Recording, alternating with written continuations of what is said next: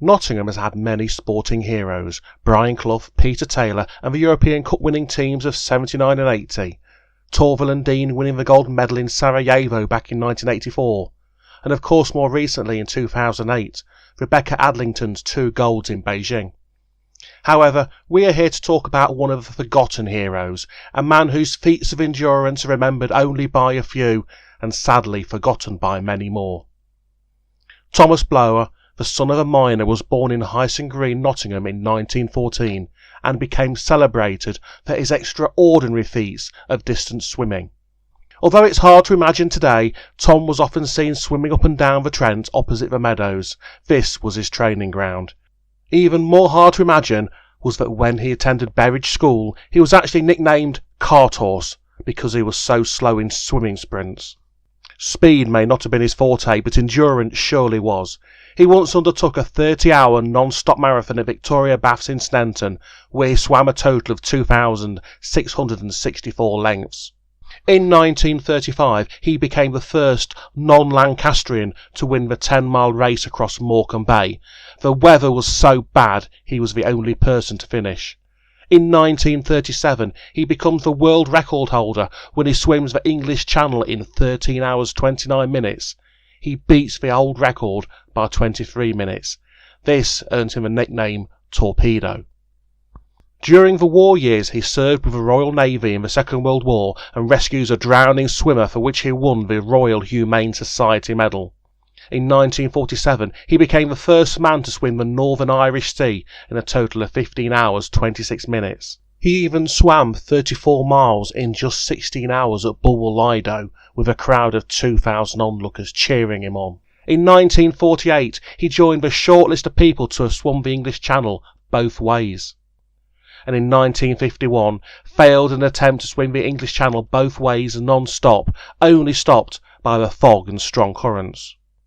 Tom had worked for John Player and Son as a sales rep, and after moving to Dartmouth, he suffered a heart attack in 1955 and died at the age of just 44. His body was returned to Nottingham, and he's buried in a quiet area in Bulwell's Northern Cemetery. 50 years later, Tom's legacy was finally recognised, with Tom Blower Close being unveiled in Wollerton. So please, take a moment and think of Nottingham's greatest forgotten sporting hero, Thomas Torpedo Blower.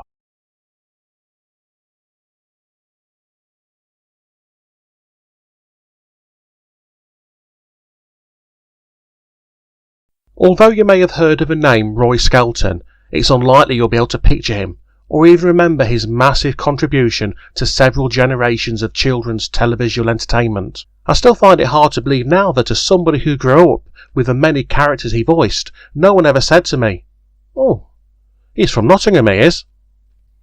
Roy was born in 1931, oldest son of John and Dorothy Skelton, who ran the local sweet shop. They lived on Glapton Road in the Meadows, which is still there, but sadly no plaque saying he lived there. He went to Mundella Grammar School, where, as well as becoming junior flyweight champion at the age of 12, he also started to act. It was during national service he learnt to fence and also ran the theatre club. Through this, he got a scholarship to Bristol Old Vic Theatre School, and then he worked his way through various repertory companies, performing up and down the country.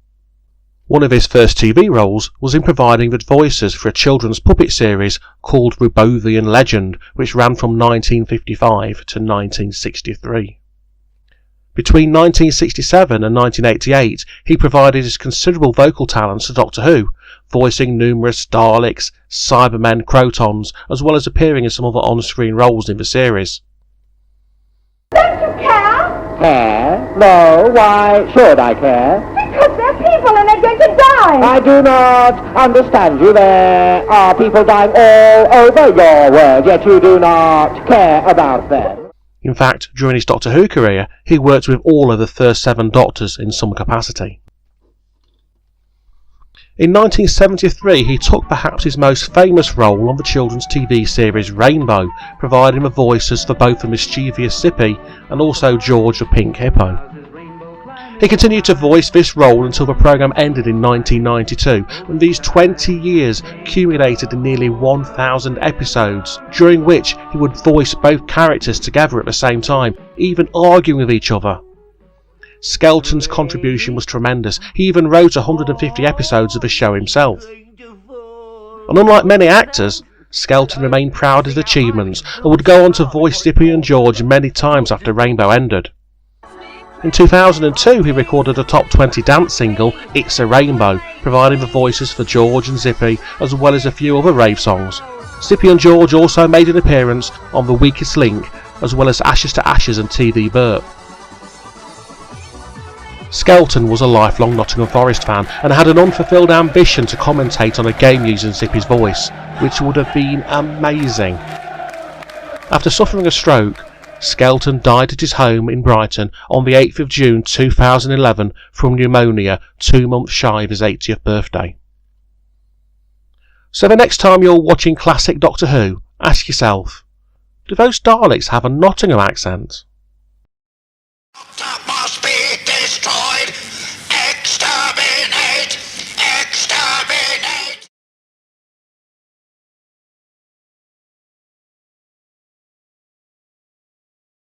If you ask anyone to name a famous Nottingham boxer, you'll generally get two answers.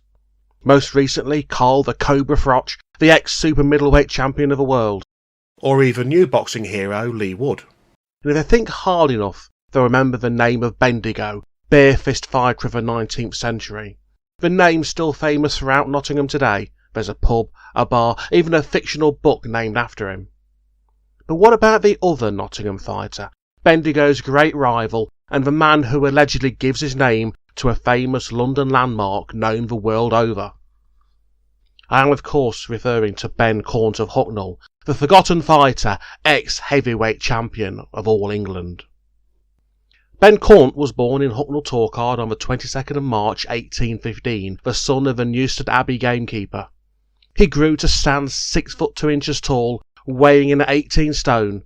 He was strong and durable, with a deep barrel laugh. Back in those days, there was no Marquis of Queensberry rules. This was proper bare-knuckled fighting known as pugilism. Caunt wasn't a technical fighter by any means, with sledgehammer fists and strong arms that he used to crush his opponents. He was willing and strong, but also slow and clumsy. Little is known of his early career, however we know much about his battles with another local fighter. On the 21st of July 1835, Caunt fought the local hero William Bendigo Thompson over 22 rounds. But Bendigo frustrated him, continually by dropping to his knees each time Caunt tried to squeeze him, this being the indication of the end of a round, and he was disqualified finally for striking Bendigo while he was sitting in his corner.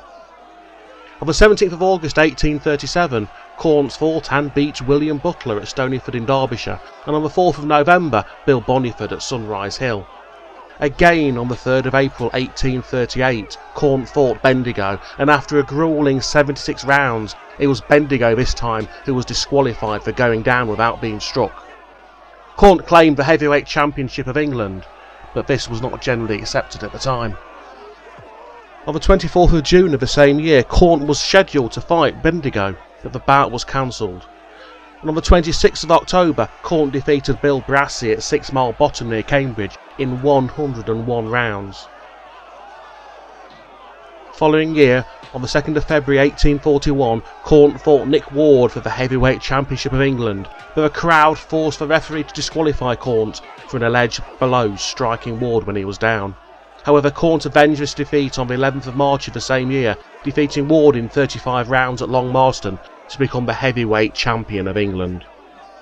Later that year, Caunt sailed to America to challenge Tom Hyer to a world championship bout, but Hyer never replied, and Caunt returned to England the following year with the American giant Charles Freeman, who he then managed. In 1845, he was challenged for the English heavyweight title by Bendigo, and the third epic fight was on.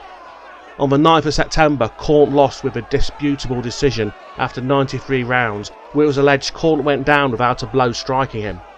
Caunt denied the accusation, but the title was given to Bendigo, and Caunt finally announced his retirement. Following his retirement, Caunt worked firstly as a farm labourer before becoming landlord of a Coach and Horses pub on St Martin's Lane in London, where his prosperity and wealth grew.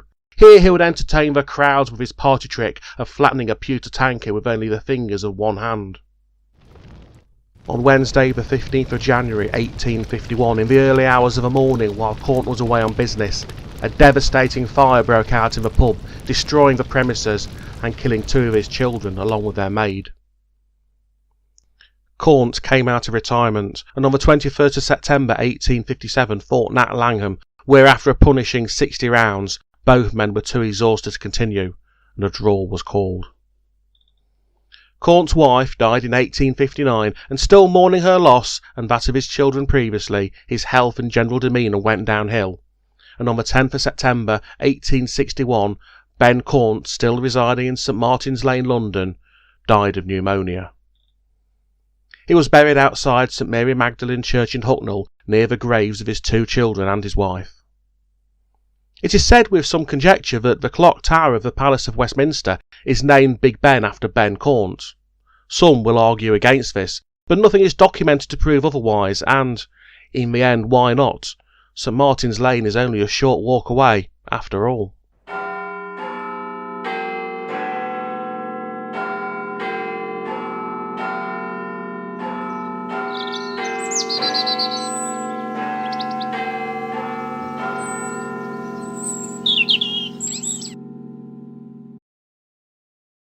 Long before the days of multi-million-pound transfer fees, sponsorship deals and overpaid prima donnas was Nottingham Forest centre-forward and amateur footballer Tinsley Lindley.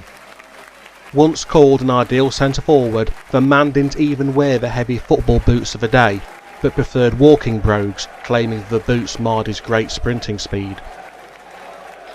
Tinsley Lindley was born on the 27th of October 1865 on Clipston Avenue near the Arboretum, the 3rd son of a lace dresser who later became Lord Mayor of Nottingham.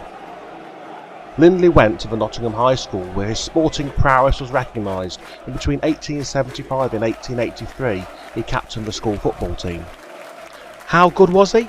On his debut for Nottingham Forest reserves on the 17th of February 1882, at the age of just 16, he scored a hat-trick, and went on that year to score 85 out of the side's 141 goals. On his debut for the full team against Wolverhampton Wanderers, he bagged 4 goals. To continue his education, however, he left Nottingham Forest and went to Cambridge University, where he played for Cambridge University football team as well as the Corinthians and the Casuals. Whilst at university, he obtained his degree in law, Master of Law and a doctorate as well. In 1888 he returned to Nottingham and resumed playing for Nottingham Forest as an amateur, so his law practice could carry on as well. Being classed as an amateur meant he wasn't tied down to just one club.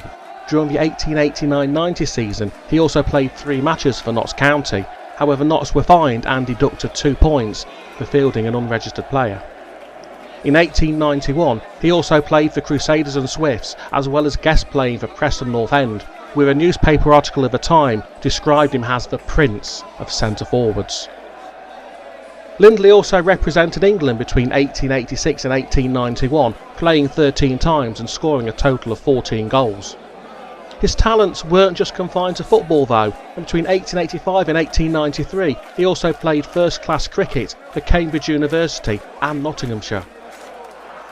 On retiring from football, Lindley practised law on High Pavement and also lectured law at Nottingham University, served as a county court judge as well as serving on the Nottingham Forest Committee for several years. During the First World War, Lindley served as Chief Officer of the Nottingham Special Constabulary and as Deputy Director of Nottinghamshire Territorial Association, for which he was awarded the OBE in 1918. On the 31st of March 1940, at the age of 74, Lindley died of pneumonia at his home on 14 Park Terrace, the true gentleman amateur sportsman. Bizarrely, given his status, Lindley was buried in an unmarked grave in Nottingham's Wilford Hill Cemetery. But in 2013, a campaign was launched by Ron Clark to provide a headstone, which was unveiled in March 2014. Lindley was one of those true gifted individuals who excelled in any sport he tried, and is also one of a select few who has played for Nottingham Forest, Notts County at football and Nottinghamshire at cricket. Although Lindley's contribution to Nottingham Forest may be a long distant memory, you can see by the photos that his memorial is visited as a pilgrimage by the many Nottingham Forest fans the world over. And it has to be said, what will Nottingham Forest do for a proven centre forward with Lindley's strike rate today?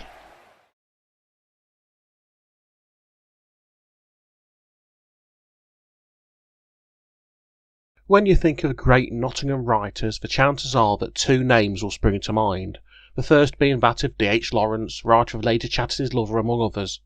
The second name will almost certainly be that of Alan Sillitoe, whose Arthur Seaton of Saturday Night Sunday Morning and Don't Let the Bastards Grind You Down was made into the classic Albert Finney film in 1961. Sadly, the chances are that Nottingham's other great writer will slip your mind entirely, if you're even aware of him, despite being a Booker Prize winner and having 45 novels published between 1958 and 2010. Stanley Middleton was born on the 1st of August 1919 at 30 Minerva Street in Bulwell, the youngest of 3 children and the son of a railway guard.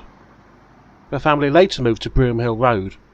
He was educated at High Pavement School and then went on to Nottingham University College, where he read English literature and French. The war years interrupted his education and he served in the Royal Artillery and the Army Education Corps in both England and the Far East. After the war, he trained as a teacher, returning to his old school at both Stanley Road and Bestwood, where he taught English and became department head at High Pavement College. He taught there until his retirement in 1981, and whilst there he taught actor Peter Bowles and even appeared as a guest on This Is Your Life in 1980, when Bowles was a subject.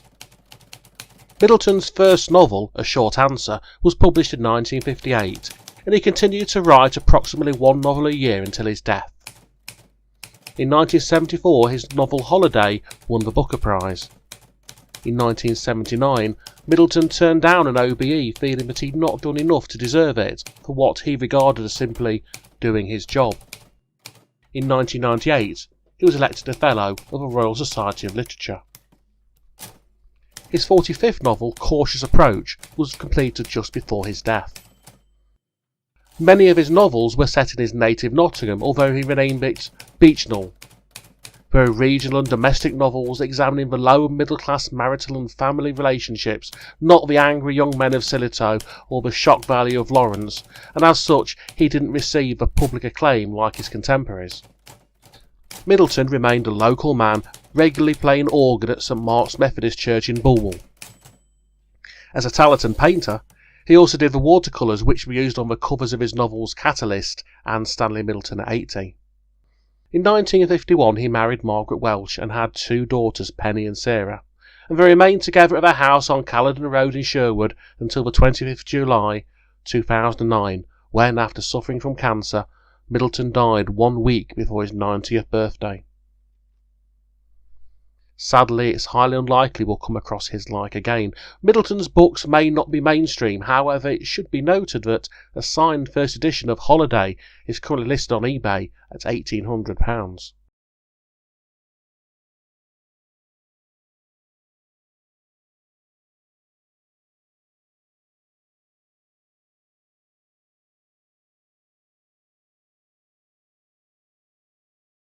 Like nearly all of the Nottingham forgotten heroes in previous videos, Frederick Gibson Garton's contribution to society has become a piece of forgotten history. There's no fancy name plaque outside his house, and yet his legacy has spread the world over. It's used by people every day, and there's a very high chance that you have his products in your kitchen cupboards right now. I am of course referring to the world famous HP sauce. Frederick Gibson Garton was born in the village of Costock in 1863 to William and Eliza Garton. The family had moved to New Basford, and by 1881 his father was running the Royal Oak public house whilst Frederick spent time as a grocer's apprentice. It was here that he came up with a magic recipe for his famous sauce, which included garlic, shallots, ground mace, tomato puree, cayenne pepper, ground ginger, raisins, flour and salt, as well as vinegar. By 1891, Frederick, his wife and family were living at 47 to 49 Sandon Street, just up the road from the pub, and where Frederick was running his sauce and pickle factory. In 1895, he registered the name HP Sauce, after finding it being served in a restaurant in the Houses of Parliament. It would be nice to think that HP Sauce could have become the pride of Nottingham, with a massive pickle factory in the heart of Basford. However, it wasn't to be. Money talks even then, and in 1899 Garton fell behind on his payments for vinegar, the key ingredient of his sauce, to the Midland Vinegar Company. I would guess that Edwin Samson Moore, the company's representative, was a good negotiator, and to clear out the outstanding debt of just £150, which doesn't sound like a lot but is the equivalent of £20,000 today, he purchased the rights not just to HP sauce, but to all of Garton's products, which included among them the original Daddy's sauce, and business rights, along with his name as well. The contract also prevented him from trading in any sauces or chutneys in the future. The poor man even had to go to Birmingham and teach them how to make his sauce. The Midland Vinegar Company continued to produce Garton's HP sauce until 1903, when the Garton name was dropped. They eventually became HP Sauces in 1924, and to be fair to them, they did an amazing job of promoting the sauce. And by 2019, 28 million bottles were being consumed every year, particularly on bacon sandwiches. As for Frederick Garton, on the 8th of February 1888 he married Florence Catherine Charles, and over a period of their marriage they had 6 children. Not long after selling his business, he moved to West Bridgford and after initial struggle set up as a grocer and provisions dealer. On the 16th of August 1942, at the age of 80, Frederick Gibson Garton passed away and was buried in Nottingham Rock Cemetery. Frederick's son John remembers in a 1986 interview with Evening Post that his father never talked about HP sauce and never allowed a bottle into the house. Hardly surprising, I imagine. Experts reckon an original Nottingham Garton's HP sauce bottle would now go for around £100, although the Birmingham varieties probably a lot less, around £10. Nothing lasts forever though, and the HP sauce factory at Aston in the West Midlands was demolished in 2007 as the production was switched to the Netherlands following acquisition by Heinz. It's a shame that the Garton's name and connection with HP sauce is largely forgotten, so the next time you add some HP to your bacon sandwich, think for a moment of Frederick Gibson Garton, without whom your bacon sandwich might not be quite so tasty. How to get on the wrong side of Frank Bruno. Frankly, I'm not HP. How to get on the right side of Frank Bruno. Only one sauce can give all Frank's favourite foods the necessary punch. So in a couple of shakes, he's completely HP.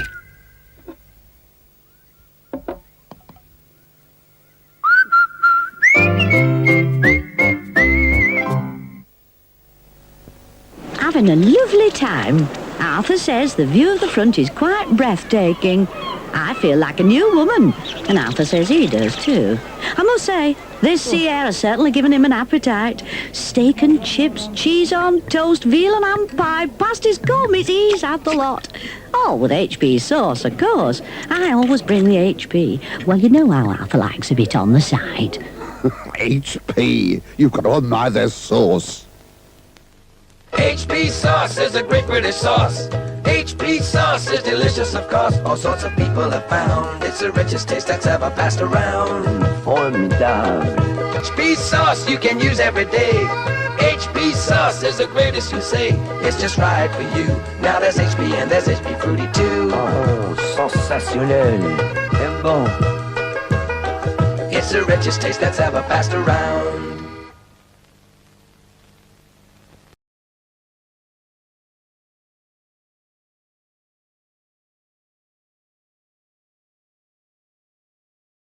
In the previous episodes of Forgotten Heroes, we've looked at sportsmen of the past such as Tom Blower, Ben Caunt and Tinsley Lindley. But I hear you asking, where are the women?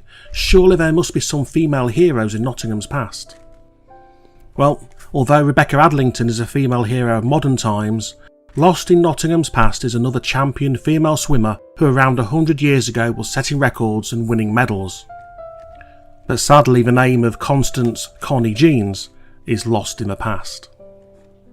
Constance Jeans was born on the 23rd of April 1899, the 7th daughter of James, a wholesale grocer, and his wife Emma, and she was brought up on Hanley Street in Nottingham, a street that looks very different today to what it would have done about 120 years ago.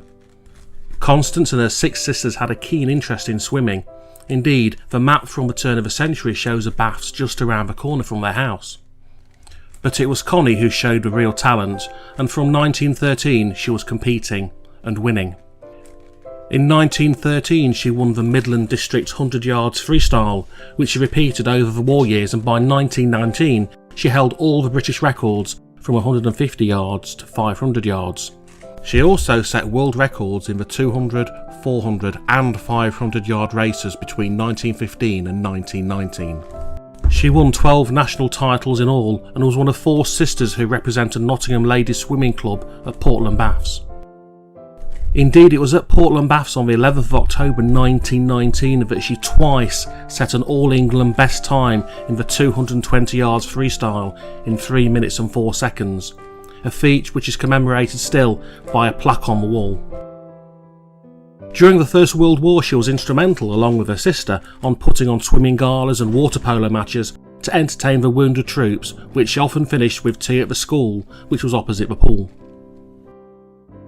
In the Olympic Games of 1920 in Belgium, Connie was entered in several events. She just missed out on a medal in the 100 and 300 metres freestyle, coming 4th. But she secured a silver medal in the 4x100 metres freestyle relay, along with Hilda James, Grace Mackenzie and Charlotte Radcliffe. And in 1924 in Paris, again she just missed out in the 100 metres, coming 4th, but lost out in the 400 metres semi-finals. But again she secured a silver medal in the 4x100 metres freestyle relay, along with Florence Barker, Grace Mackenzie and Iris Tanner. Her achievements were also acknowledged by the Jeans Trophy, which is awarded to the fastest senior swimmer in the 100 metres backstroke at the Swim England National Championships. But she wasn't just a short distance specialist, and in this short video clip we can see her easily beating the competition in a 5-mile distance swim.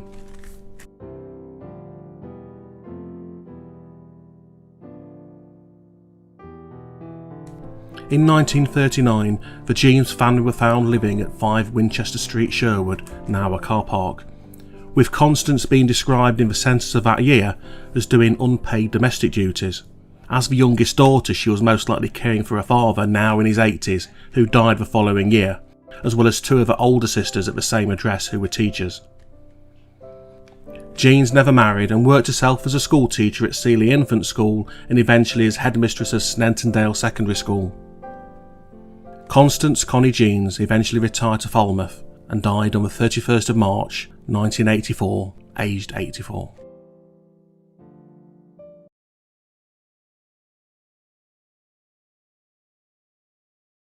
In previous videos in this series we've looked at people who've reached a level of fame in their particular field, but as time passed they've been forgotten about. This video is different.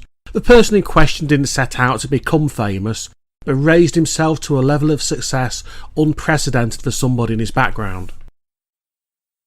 Sometime in early 1766, a small 3-year-old child was taken from his village in Sierra Leone and brought back to England, where he was given as a gift to wealthy businessman Benjamin Molyneux of Molyneux House, Wolverhampton. The Molyneux originally hailed from a small village just outside Nottingham called Taversal, and made their money through ironworking and banking. It should be noted that the owning of slaves was effectively made illegal in 1772. However, it wasn't until 1807 that the Slave Trade Abolition Act was passed, and even then the Emancipation Act of 1833 before many slaves were freed, which makes the story of George Africanus all the more extraordinary. This painting by Philip Renagle shows a young George Africanus pictured with his master and the hounds. Upon the death of Benjamin Molyneux in 1772, his son George takes responsibility for the upbringing of a young servant. Although servant, George was educated by the Molyneux and became apprenticed to a brass founder and began to learn the trade. In 1784, at the age of 21, George was released by the Molyneux and sent away to find his way in the world. He chose Nottingham as his new home, presumably because of the Molyneux' connections with the city, and he must have passed through it several times in his lifetime. On the 3rd of August 1788, George married a local girl called Esther Shaw, believed to be white, at St Peter's Church in Nottingham. The marriage licence shows George as being a brass founder. His wife couldn't read or write and had to sign a name simply with a cross. We also know Esther was a fiery lady. In 1838 she was fined for assaulting a sweep, aged 9, with a brush. In 1793 they started an employment agency, the Africanus Register of Servants, operating from their home at 28 Chandler's Lane, which is now known as Victoria Street. At the same time, George would have carried on as a brass founder, and Esther is known to have run a milliner's. In 1816, at the times of the Luddite rebellions, watch and ward groups were formed to patrol the streets and protect people and property from rioting gangs. George's name can be seen on the 1816 register. On the 24th of October 1829, George bought 28 Chandler's Lane and several adjoining properties in Bulcher's Yard for £380, which in today's money is around £42,000. Being a freeholder gave George the ability to vote, something only 1 in 7 men had in this time. Sadly, their married life was full of sadness. Of the 7 children they had together, Elizabeth, Samuel, Sarah, Hannah, Anne, Samuel and George, only 1 lived into full adulthood. Daughter Hannah married a local watch and clockmaker named Samuel Cropper in 1825. However, George was unhappy with the marriage, and for many years Hannah and Samuel lived apart. When George finally passed, his last will and testament had a clause that prevented any monies being left to Hannah and being controlled by her husband. George passed away on the 19th of May 1834, aged 70, and was buried in St Mary's churchyard. Esther ran the business until she finally passed herself on the 12th of May 1853 and was buried next to him. As time passes, gravestones become lost as graveyards grow and change. It was only in 2003, after some extensive research, that the graves were finally located again. The green memorial plaque was erected on the railings of St Mary's churchyard in April 2003, along with a new gravestone. In October 2014, a blue memorial plaque was erected on the side of his former residence. In 2015, a Nottingham Express tram number 234 was unveiled with the name of George Africanus on the front. There's even a short play about his life, and a local beer was named after him. Investigations have traced the family tree of George Africanus, however there's nobody left nowadays bearing the Africanus name. George didn't set out to be a hero. He was born and raised in difficult times, and we know little about his early life and struggles, of which no doubt there were many. Yet he made a success of himself and became respected throughout the city. Some may say this is not the story of a hero, merely of somebody who realised, as many have done before and since, that the road to success is through education and hard work. Of the people throughout the city who've been remembered over time, perhaps George John Scipio Africanus is one of the few who deserve a statue erected to his endurance, his success and his memory.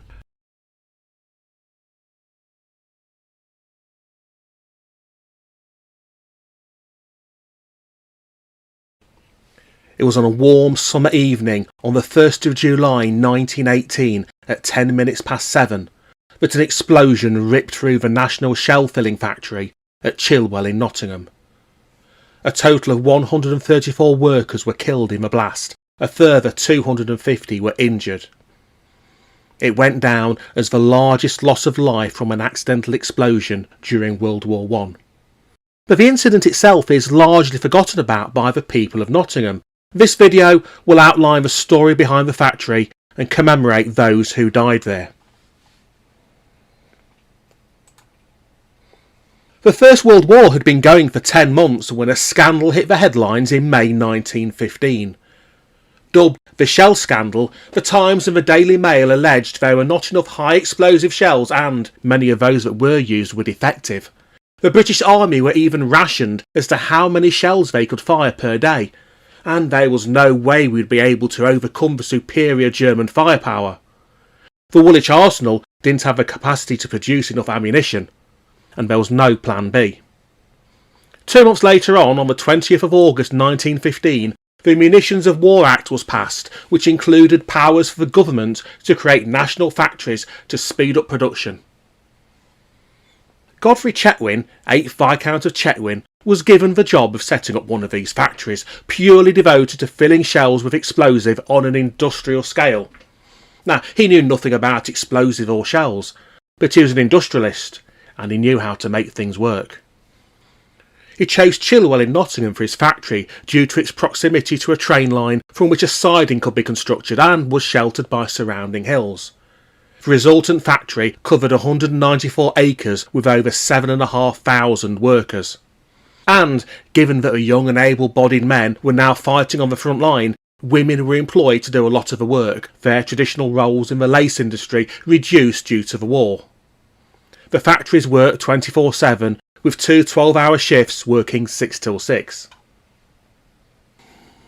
Now, these were pre-health and safety days. The explosive element TNT mixed with amatol was dangerous, and because of their exposure, many of the women's skin turned yellow and their hair green, giving them the nickname of the Canary Girls. It took a number of deaths from toxic jaundice before the lethal effects were understood and protective equipment was issued. But the explosive mixture was dangerous in other ways too. Obviously, it was liable to explode. The factory itself was a massive success, and by September 1916 had already produced 1 million shells. But it was on the 1st of July 1918 the disaster struck. A catastrophic explosion ripped through the factory. 8 tons of TNT detonated. Large parts of the plant were flattened. Properties within a 3-mile radius were damaged, and reportedly the explosion could be heard 30 miles away. 134 workers were killed, 25 of these were women. 250 more workers were injured. This was the biggest loss of human life during the First World War from an accidental explosion. Lottie Martin, who was 19 at the time, recalls the following in her autobiography, Never Let Anyone Draw the Blinds. Men, women and young people burnt, practically all their clothing burnt, torn and dishevelled, their faces black and charred, some bleeding with limbs torn off, eyes and hair literally gone. Without the timely intervention of works manager Arthur Bristow, who tipped burning TNT from conveyor belt trays and prevented 15 more tons of TNT exploding, the tragedy could have been much, much worse. Within half an hour the fires were under control, repairs were carried out, and the morning shift was able to carry on with their work. Of the 134 who died, only 32 could be identified. The remains of the unidentified workers were buried in mass graves at St Mary's Church at Attenborough. The explosion itself received little press coverage. It could have affected morale. It was only reported as 63 dead in Midlands factory explosion. The reason for the explosion was never found. There were rumours of sabotage, but neither the police or the final report from the Home Office inquiry was able to confirm this, and in the end, although the reason was never found, it was most likely just a tragic accident. Works manager Arthur Bristow received the Edward Medal for his part in preventing the disaster being worse. 8 men and 4 women also received a British Empire Medal. However, many of the families who suffered directly due to loss of life of loved ones will have received nothing, their lives torn apart by an explosion, but over 100 years later, nobody really knows what caused it. 2 months after the blast, the factory produced a record 275,327 shells in just 1 week.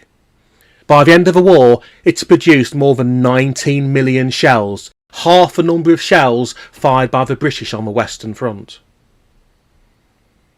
A concrete memorial surrounded by shell casings was built on the site where the explosion was thought to have started in 1919. Even now, this is not accessible by the public, being inside the Chetwynd Barracks, which was built on the site of a munitions factory. The memorial itself talked more about the quantities of shells produced rather than those who lost their lives, and it was only on the 50th anniversary it was updated with a more touching eulogy. On the 100th anniversary of the disaster, the mass graves at St Mary's Church were renovated. The following are a list of the names of those who died as part of the explosion. Men and women, young and old, and you'll see from the names listed that many family members also perished on that warm summer's night in 1918.